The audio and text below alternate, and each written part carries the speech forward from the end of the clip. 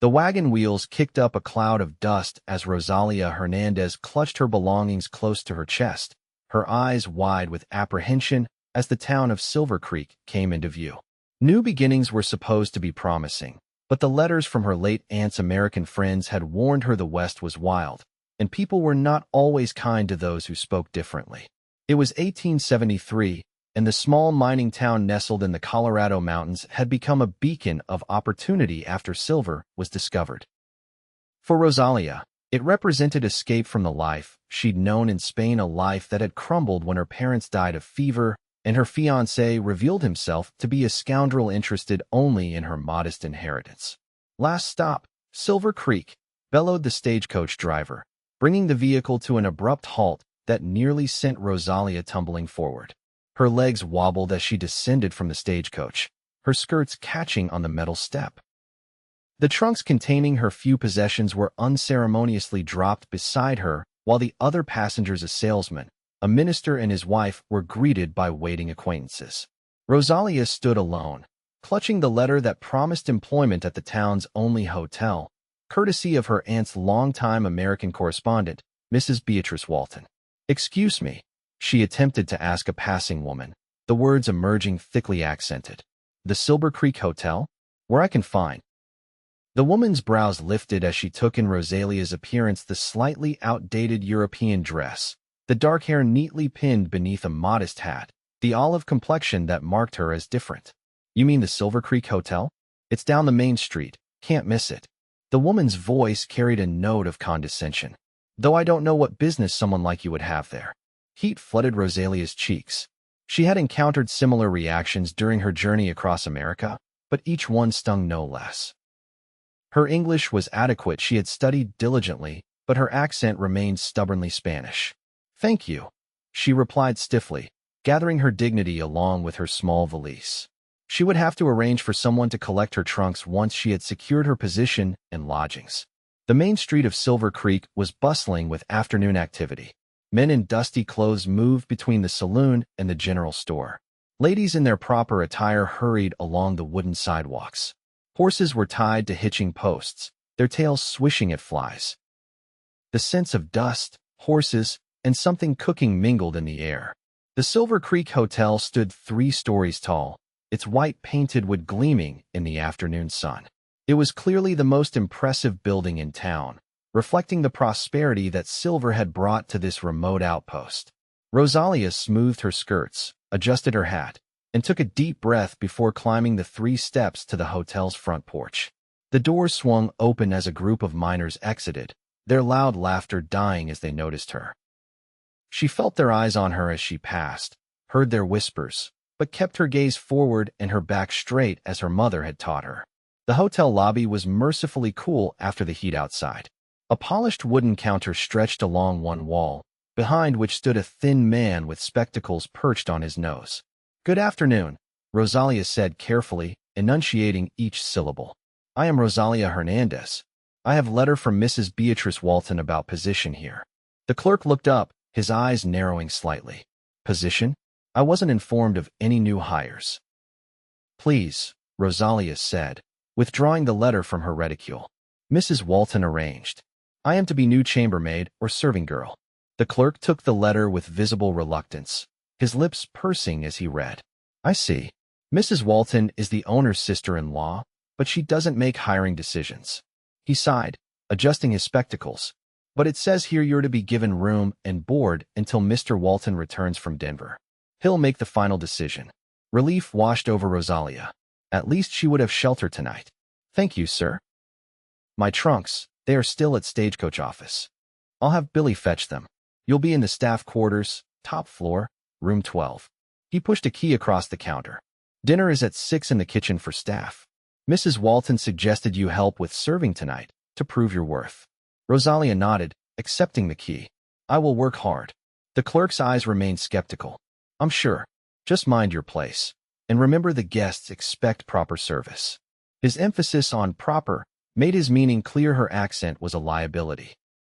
Room 12 proved to be a small but clean chamber under the eaves, containing a narrow bed, a washstand, a small dresser, and a hook for hanging clothes.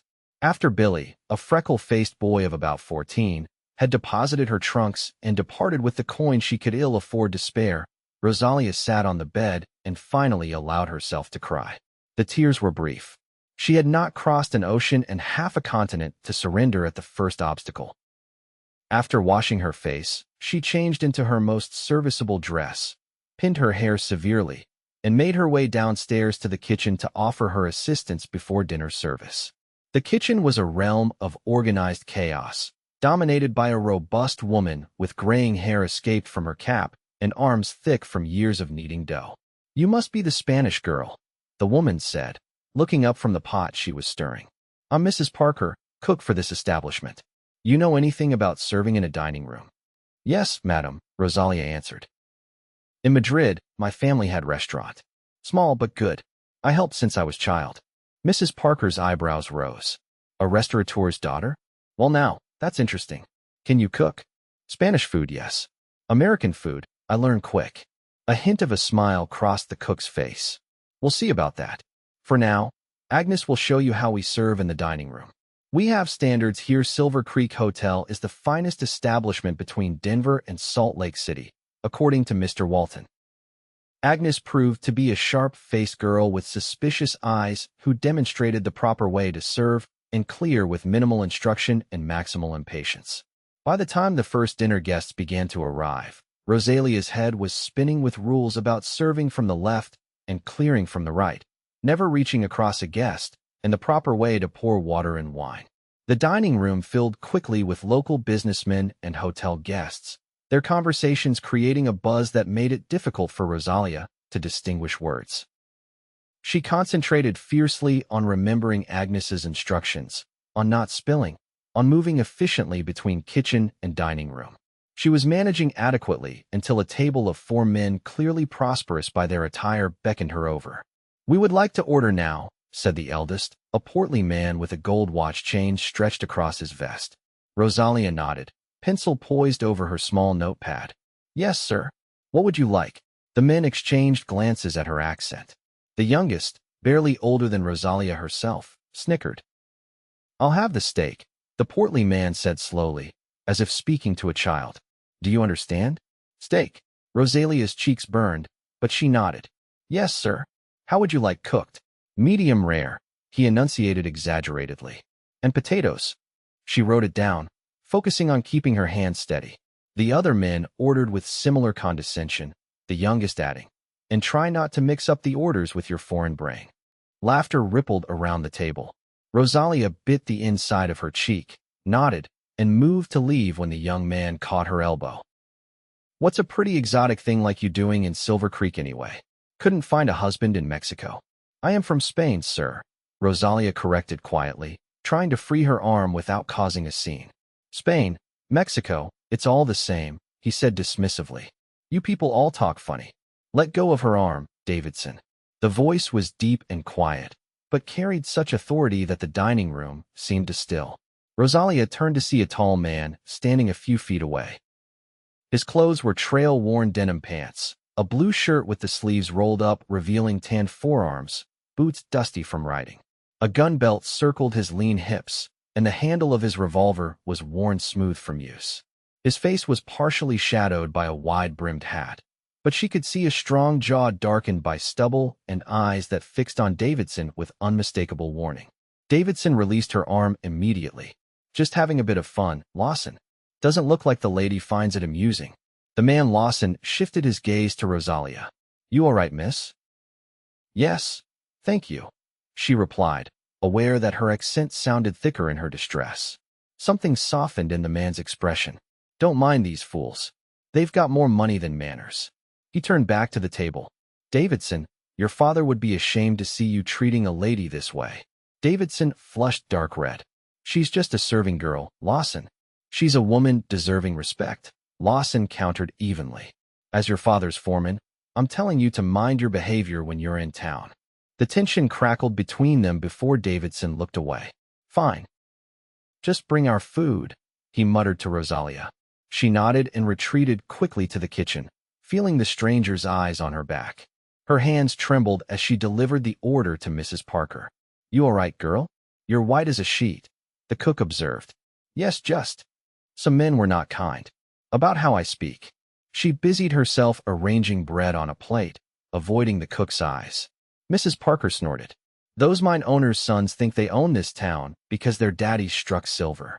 Don't you fret. Riley Lawson put them in their place, didn't he? I heard his voice. Riley Lawson? Rosalia repeated. Foreman at the Davidson Ranch.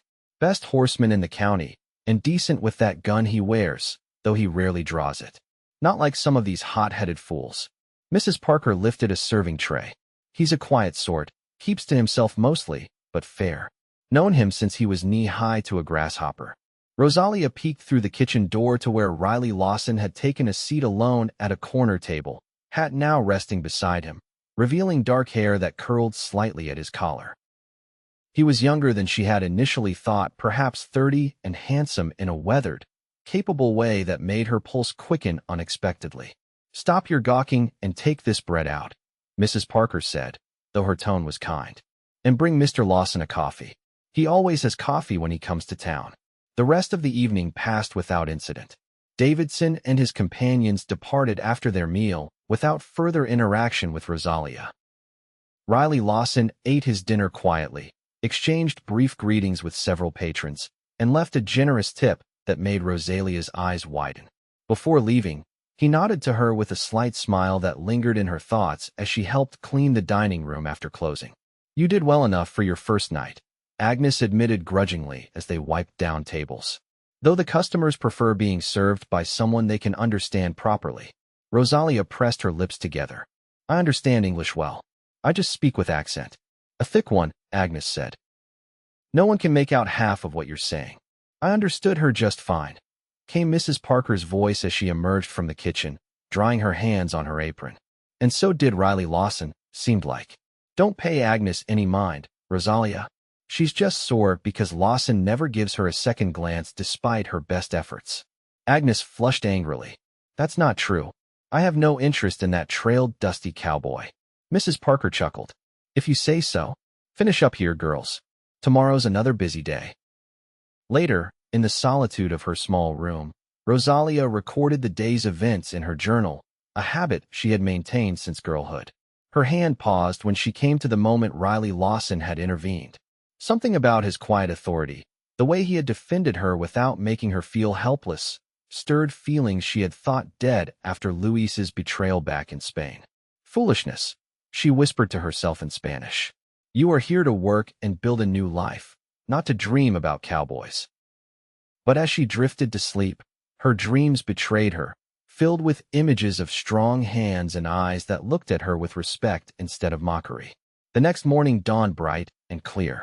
Rosalia rose early, assisted with breakfast service, and then was assigned to chamber work making beds, dusting furniture, and ensuring the guest rooms were immaculate. The physical labor was tiring but straightforward, requiring minimal conversation, which came as a relief after the previous evening's embarrassment. Shortly before the midday meal, Mrs. Parker found her changing linens in a vacant room. Mr. Walton has returned from Denver, the cook informed her. He wants to see you in his office. Rosalia's stomach tightened with anxiety. Would the hotel owner honor his sister-in-law's arrangement, or would Rosalia find herself homeless in a strange town? She smoothed her hair, straightened her apron, and made her way to the small office behind the reception desk. After a hesitant knock, a gruff voice called, Enter. Franklin Walton was a barrel-chested man with thinning hair and shrewd eyes that assessed Rosalia as she entered. So you're Beatrice's Spanish charity case. Rosalia stiffened. I am Rosalia Hernandez, sir. Your sister-in-law kindly arranged position for me, but I work hard. Not charity. Walton leaned back in his chair, fingers drumming on the desk. Beatrice says you're the daughter of one of her Spanish friend's cousins, or some such connection. Says you need a fresh start after family troubles. Yes, sir. My parents died. There was difficulty with inheritance. Mrs. Walton's friend wrote to her about me. He studied her for a moment. Mrs. Parker says you did well enough last night, despite some trouble with the Davidson boy. Says you know something about restaurants. My family had small restaurant in Madrid. I grew up in kitchen and serving. Can you keep books? Figure sums. Rosalia nodded eagerly. Yes, sir. My father taught me business. I speak 3 languages: Spanish, English, and French, and can read and write in all 3. This information seemed to interest Walton. 3 languages? That could be useful with the European investors coming through. Mining interests are bringing all sorts to Colorado these days. He scratched his chin thoughtfully. Tell you what, you can stay on provisional for now. Continue with chamber work and serving, but I'll have you help with correspondence when needed. Pay is $8 a week, plus room and board. Relief flooded through her. Thank you, Mr. Walton. I will not disappoint. See that you don't. And work on that accent. It's too thick for most folks' liking. The dismissal stung, but Rosalia merely nodded and left the office, triumph overshadowing the hurt. She had secured her position a foothold in this new land. As the weeks passed, Rosalia settled into the rhythm of hotel life. Her days were filled with hard work, but she found satisfaction in the order she created in the guest rooms, in the grateful smiles of travelers when she remembered their preferences, in Mrs. Parker's grudging compliments on her quick learning in the kitchen. The taunts about her accent continued from Agnes, from certain regular patrons, from townspeople who frowned at her foreignness.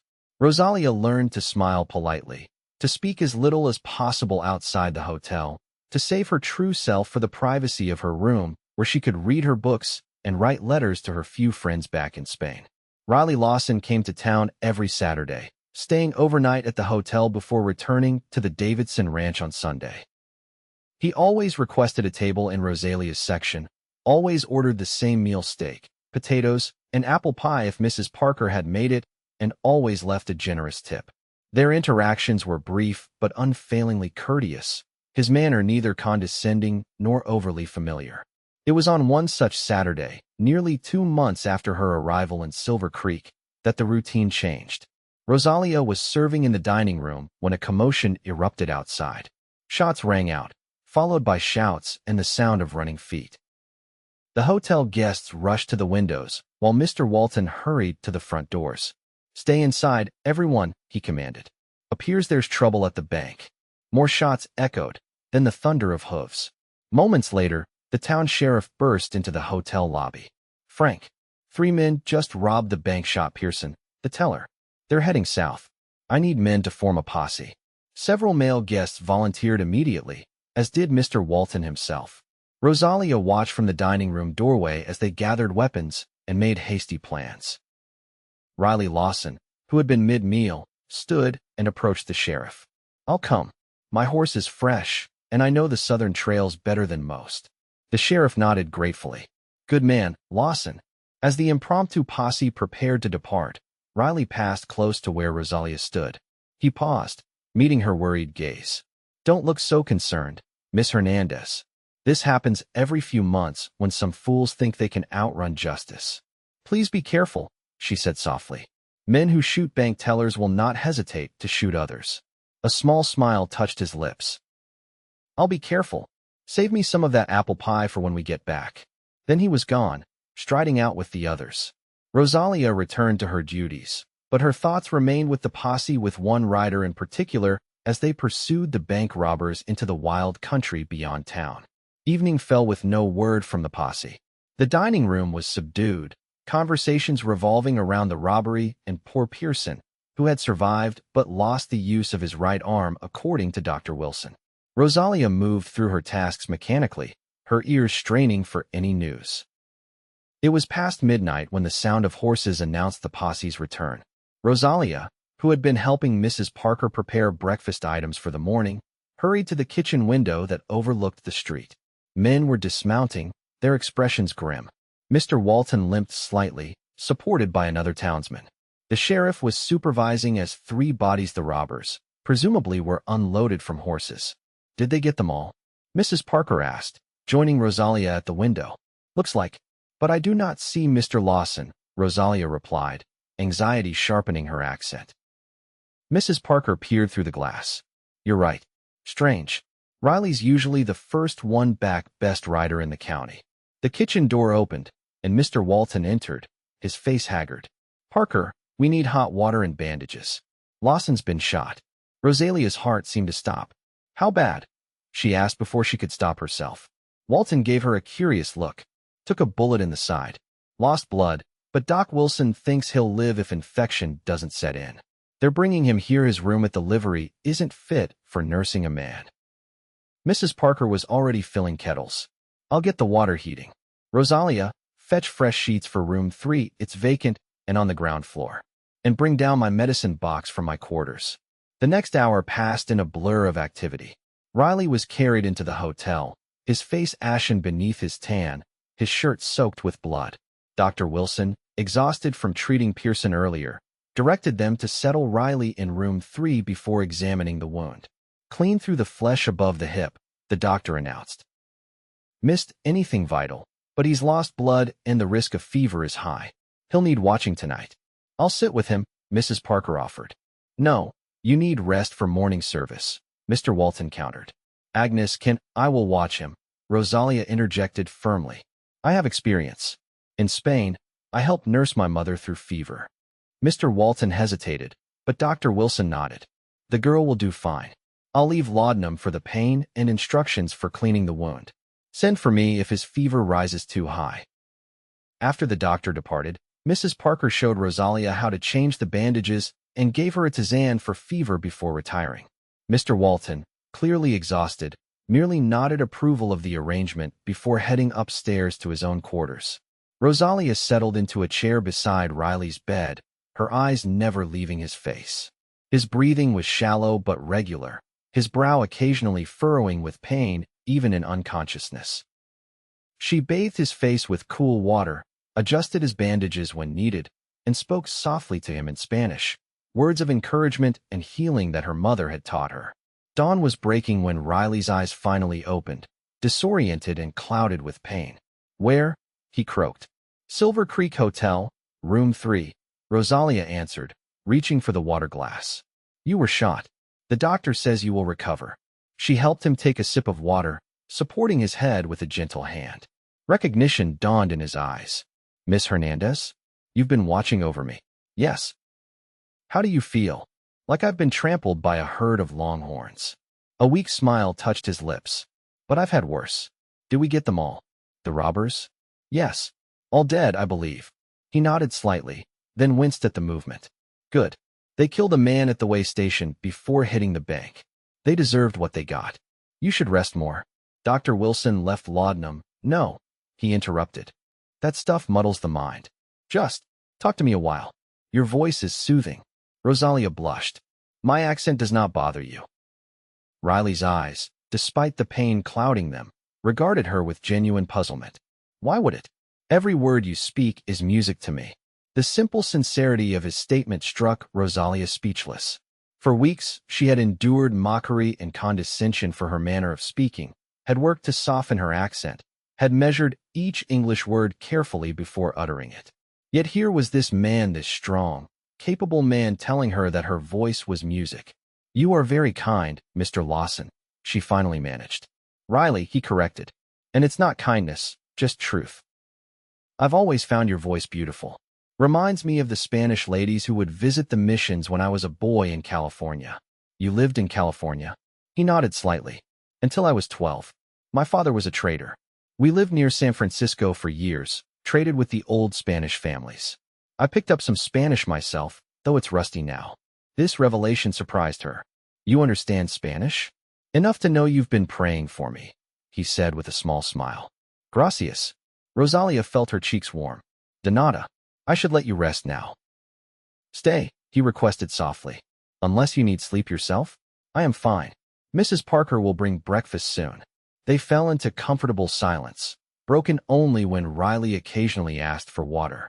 Rosalia found herself studying his face, the strong line of his jaw, the crinkles at the corners of his eyes that suggested he smiled often, the dark lashes that lay against his cheeks when he dozed. Mrs. Parker arrived with breakfast trays for both of them, her knowing look making Rosalia blush again. Mr. Walton stopped by to check on his guest and informed Rosalia she was relieved of her regular duties for the day to continue nursing Riley. Dr. Wilson came at mid-morning, pronounced the wound clean, and left more bandages and instructions. By afternoon, Riley was strong enough to sit up briefly and eat a light meal. The color had returned to his face, and the pain seemed less acute. Tell me about Spain, he requested as Rosalia cleared away his soup bowl. I've never been, though my father once traded with merchants from Barcelona. What would you like to know? Everything. What it looks like, smells like. What your life was like there. Hesitantly at first, then with growing animation, Rosalia described her homeland, the sun-baked streets of Madrid, the music that filled the air during festivals, the small restaurant her family had owned where local politicians and artists would gather to debate into the night. Riley listened intently, asking questions that revealed genuine interest rather than mere politeness. When she mentioned her parents' deaths and the subsequent troubles with her inheritance and former fiancé, his expression darkened. So this Luis claimed to love you, then abandoned you when your inheritance proved smaller than expected? Rosalia nodded, the old hurt resurfacing. He had gambling debts. He thought my father's restaurant was worth more. His loss, Riley said firmly. A woman with your courage and intelligence is worth more than any inheritance. Their conversation continued as afternoon faded to evening. Riley spoke of his own life, his childhood in California, his father's death from cholera, his mother's return to her family in Missouri, his decision at 18 to make his own way in the West. He had worked as a ranch hand, a stagecoach driver, even briefly as a deputy marshal before settling into his role as foreman at the Davidson Ranch 5 years earlier. The pay is good, the work suits me, and Old Man Davidson treats his men fair, Riley explained. Though his son is another matter entirely. The young man from the dining room, Rosalia recalled. Thomas Davidson, spoiled, entitled, and too free with his hands where women are concerned. Riley's expression hardened. His father sends him to Denver for schooling most of the year, thank God, but he's home for the summer now. Their conversation was interrupted by Mrs. Parker bringing dinner. After they ate, Dr. Wilson made another visit, pronounced Riley's progress satisfactory, and stated that the patient could return to his own lodgings in 2 days if no fever developed. I'll relieve you tonight, Mrs. Parker told Rosalia. You need proper sleep. Despite her fatigue, Rosalia felt reluctant to leave. The hours spent with Riley had been the most comfortable, the most herself she had felt since arriving in America. He looked at her, truly looked at her, and listened as if what she had to say mattered. I will return in the morning, she promised Riley. Try to rest well. I will miss your company, he replied, his eyes holding hers. Thank you for today, Rosalia. It was the first time he had used her given name, and the sound of it in his deep voice sent a pleasant shiver through her. The next day passed similarly, with Rosalia tending to Riley between her regular duties. His strength returned rapidly, and by evening he was able to stand briefly and take a few steps around the room with her support, his arm heavy but secure around her shoulders. You smell like lemons and cinnamon, he observed as she helped him back to bed, his face close to her hair. From the kitchen, she explained, flustered by his proximity. It suits you, bright and warm. His hand caught hers as she adjusted his pillow. Rosalia, when I'm recovered, would you allow me to call on you properly? Not as a patient, but as a man calling on a woman he admires. The directness of his request took her breath away. You wish to court me? I do. I've watched you these past weeks, your grace under pressure, your kindness, your quiet strength. I find myself thinking about you when I'm at the ranch, looking forward to Saturdays when I can see you again. His thumb traced circles on the back of her hand. But if you don't share these feelings, I do, she interrupted softly. But I am just a hotel maid, and you are respected in this town. People will talk. Riley's expression grew serious. Let them. I've never cared much for others' opinions. The question is, could you care for a dusty cowboy like me? Rosalia looked at their joined hands, her smaller one within his calloused palm, and felt a certainty she had never experienced with Luis. I already do. His smile then was like the sun breaking through clouds. He raised her hand to his lips, pressing a kiss to her knuckles that sealed an unspoken promise between them. True to the doctor's prediction, Riley was well enough to leave the hotel 2 days later, though he was under strict orders to rest for another week before resuming his duties at the ranch. Before departing, he spoke with Mr. Walton, officially requesting permission to court Rosalia, a courtesy that both surprised and touched her. Walton gave his approval with a bemused expression. Can't say I understand your preference for foreign girls, Lawson, but Rosalia's a good worker. Just don't distract her from her duties. Wouldn't dream of it, sir, Riley replied with a straight face, though his eyes danced with amusement when they met Rosalia's across the lobby. Word of their courtship spread quickly through Silver Creek. Reactions were mixed. Some, like Mrs. Parker, expressed delight, while others, Agnes among them, predicted disaster for the Spanish girl who aimed above her station. Rosalia weathered the gossip with outward composure, though Riley's visits became a balm against the increased scrutiny. He came to town twice weekly now, taking Rosalia for walks along the creek after her duties ended, bringing her small gifts: a ribbon for her hair, a book of poetry, wildflowers gathered along the trail. They talked for hours, discovering shared values despite their different backgrounds. Both valued honesty, hard work, and simple pleasures. Both had known loss and rebuilt their lives. Both dreamed of someday having land of their own and a family to fill it with laughter. One evening in late summer, as they sat on a bench behind the hotel watching the sunset paint the mountains gold, Riley asked, "Do you miss Spain?" Rosalia considered the question. "I miss certain things: the festivals, the food, some dear friends. But Spain also holds painful memories now." She leaned her head against his shoulder, a familiarity she would never have dared in the early days of their courtship. "America is my home now. Silver Creek is becoming home." "Because of the hotel?" he asked, his arms circling her waist. "Because of you," she answered honestly. "You made me feel welcome when others did not. You made me feel heard." Riley turned to face her, his expression serious in the fading light. "Rosalia, I've been saving for years to buy my own ranch. There's a property south of here: good water, decent grazing land. The owner's willing to sell at a fair price." He took her hands in his. "I could make the purchase now, build a proper house by spring." Her heart quickened at the implication. "Are you asking something, Riley?" "I'm asking everything." His voice grew husky. "I'm asking if you could see yourself as a rancher's wife, living out of town, working hard, but building something that would be ours alone. I'm asking if you might consider becoming Mrs. Riley Lawson before winter sets in." Joy bubbled up within her, as effervescent as the champagne served at Spanish weddings. "Are you proposing marriage, Mr. Lawson?" "I am, Miss Hernandez. Rather clumsily, I fear." "Then yes," she answered, happiness making her accent thicker than usual. "Yes, I will marry you." Riley's face lit with a smile that rivaled the setting sun for brilliance. He cupped her face in his hands, his touch reverent. "May I kiss you, Rosalia? I've been wanting to since the moment I first heard you speak." "Please," she whispered. His lips met hers gently at first, then with growing passion as she responded.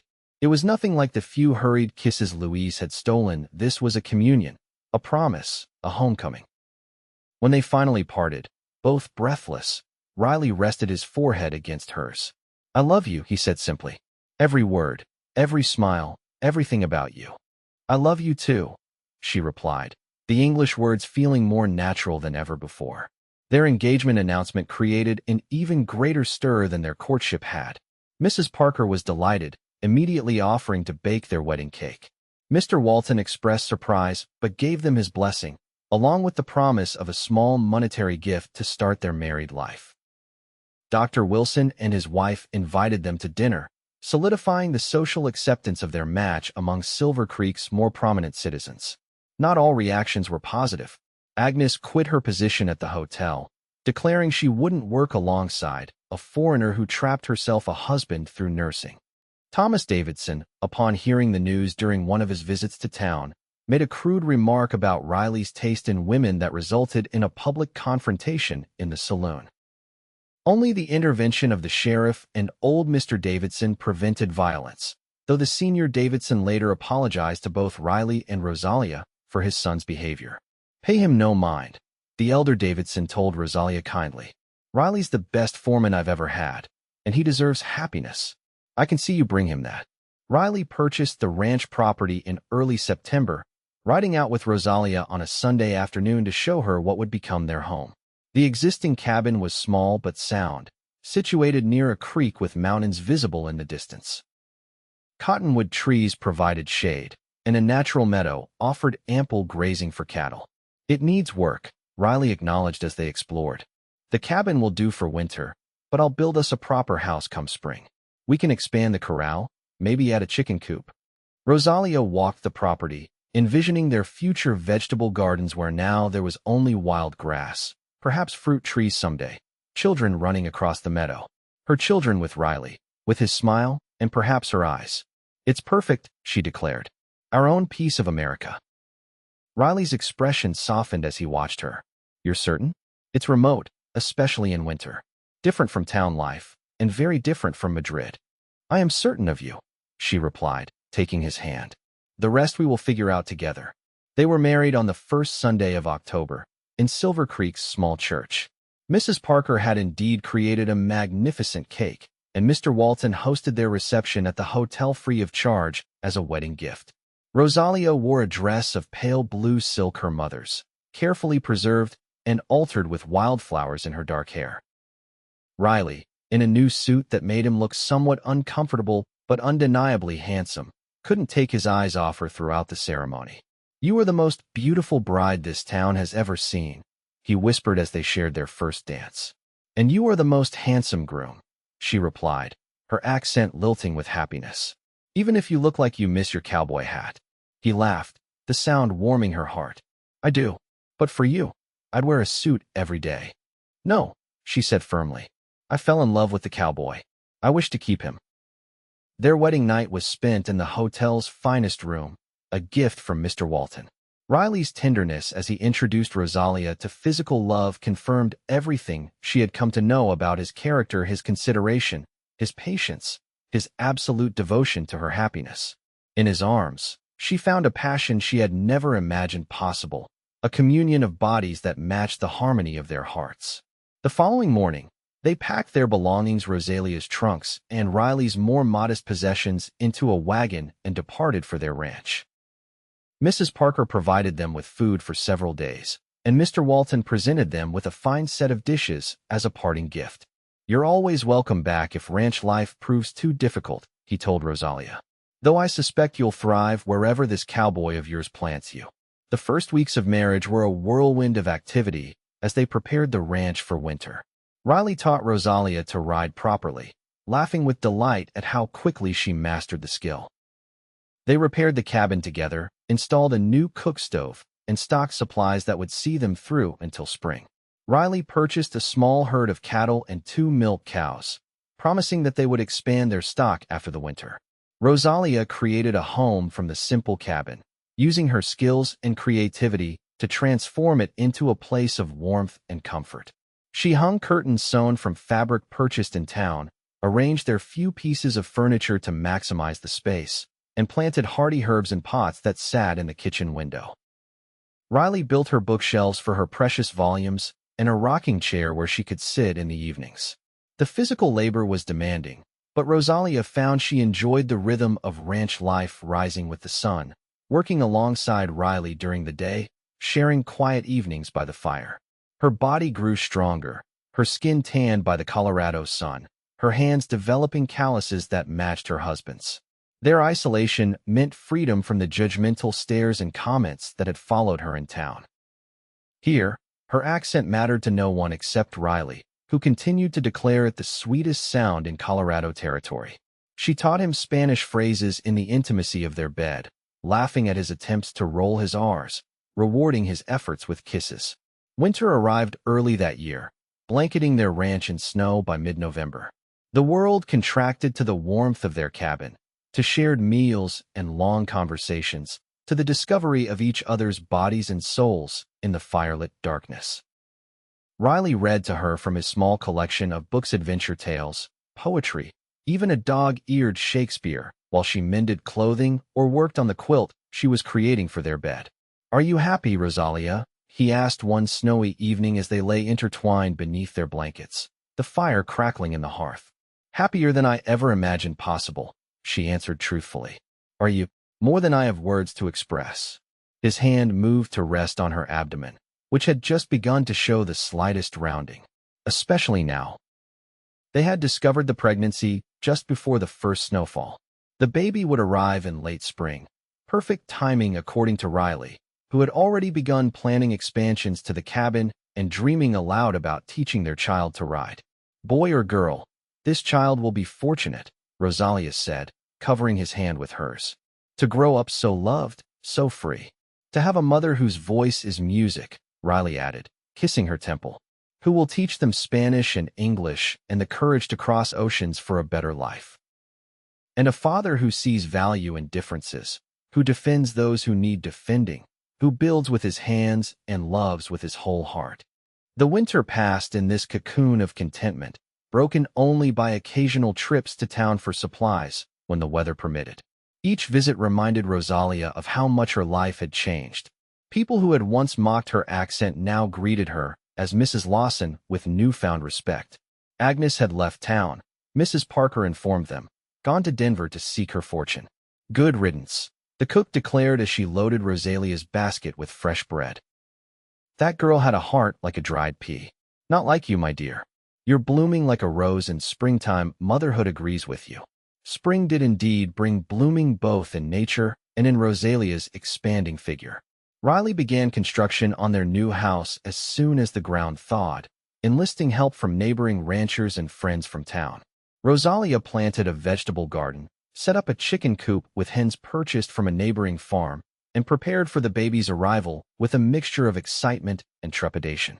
What if I am not good mother?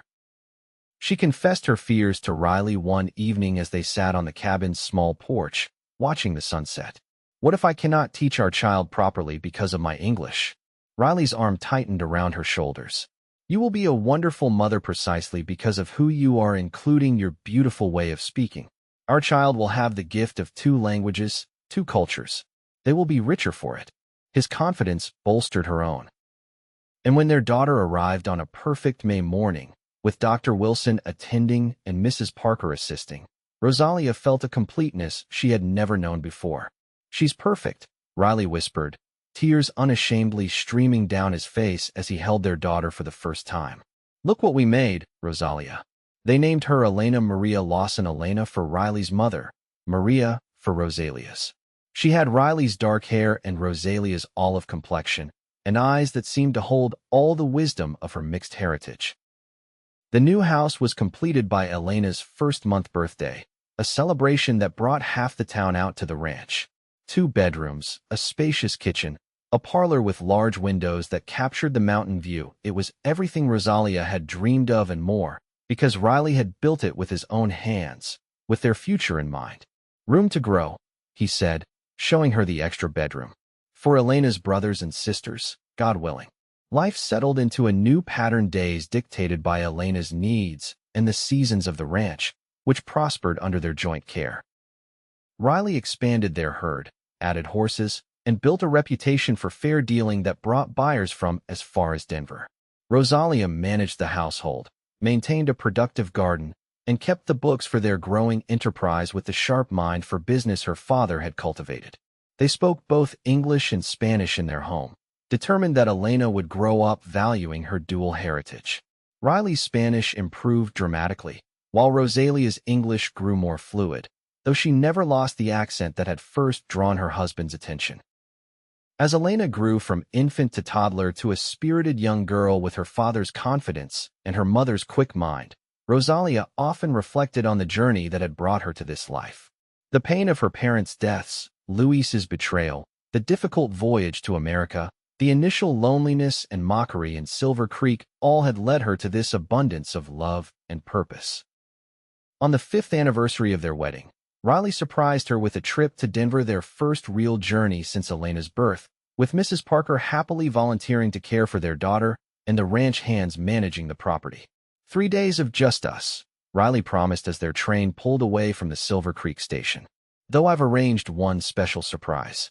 That surprise proved to be tickets to a Spanish opera company performing in Denver's Grand Theater. Rosalia, dressed in her finest gown, wept at the sound of her native language set to music, at the familiar rhythms and emotions that transported her momentarily back to Madrid. Thank you, she whispered to Riley during intermission, squeezing his hand. For remembering this part of me. Always, he promised. It's part of what I love about you. Your spirit carries the warmth of Spain even in our Colorado winters. Later that night, in the privacy of their hotel room, Rosalia showed him just how much his thoughtfulness meant to her. Their lovemaking had only deepened with time, enriched by their knowledge of each other's bodies and the trust built through years of partnership. "I have news," she told him afterward, nestled in his arms. "Elena will have a brother or sister by next summer." Riley's face lit with joy as he placed a hand on her still flat stomach. "Really? You're certain?" Dr. Wilson confirmed it before we left. "I wanted to surprise you." "Best anniversary gift imaginable," he declared, kissing her deeply. "Though I hope this one has your eyes. Elena got my boring brown ones." "Your eyes are not boring. They see truth when others see only differences. They saw me when others looked past." "How could anyone look past you?" Riley asked, genuine puzzlement in his voice. "From the moment I first saw you in that dining room, standing straight and proud despite Davidson's rudeness, I couldn't look anywhere else. And when I spoke with my thick accent, every word was music to me," he said, echoing the words he had spoken years ago from a sickbed. "Every word still is." Rosalia kissed him then, pouring all her gratitude and love into the connection. For the man who had defended her dignity, who had heard music in her foreignness, who had built a life and family with her in this wild, beautiful land that had become truly home. The years that followed brought more children: a son, James, born healthy and strong in the summer of their 6th year of marriage, and twin girls, Sophia and Isabella, who arrived 2 years later, challenging and delighting their parents in equal measure. The ranch prospered, expanding to include more acreage, more cattle, and eventually an apple orchard that was Rosalia's particular pride.